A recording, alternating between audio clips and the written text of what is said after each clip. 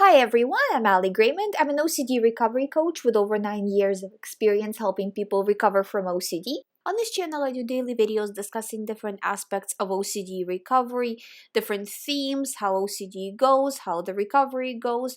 The point of it is for you to become an expert in OCD recovery so you know why this is happening to you, what you can do about it, and to ultimately fully recover from OCD. So if you haven't subscribed yet, please subscribe. In today's video, I wanted to jump a little bit forward when a person is further along in OCD recovery. Not in the beginning, but this is actually good for beginners as well because they can see how OCD recovery progresses rather.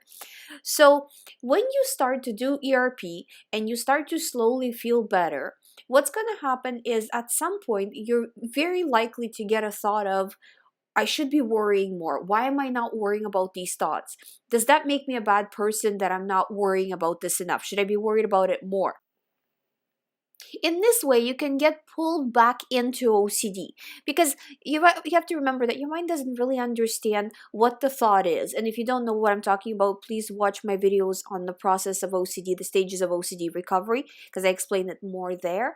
But the mind doesn't understand what is happening. It just knows that you reacted to this thought. So if you reacted to this thought and you reacted with fear, it must mean that it's important. So I'll send you more of it. What this it doesn't really understand on cognitive level because that part of the mind doesn't understand thoughts the way like the real you understands it, right? It only understands it as a signal, like a computer, right? It understands it as ones and zeros. It doesn't understand that this picture is of this or this picture is of that, right? Just understands it as ones and zeros. Same thing here. So you have to understand that when you start to worry about not worrying, when you start to look back at the thoughts, another way also when you are further along with the recovery, people start to kind of, well, I feel better, so let me look back and see if the thought was really valid or not.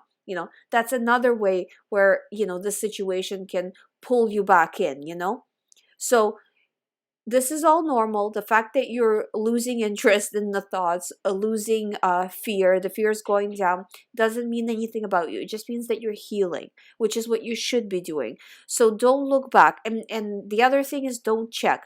Don't check how you feel. Don't analyze, well, why do I feel this way? Because again, this is counterproductive, Focus more on real life as much as possible, right? What would the videos that we did, what would you do if you didn't have OCD in a global sense? Would you join some sort of a class? Would you start a new job? Would you do this? Would you do that?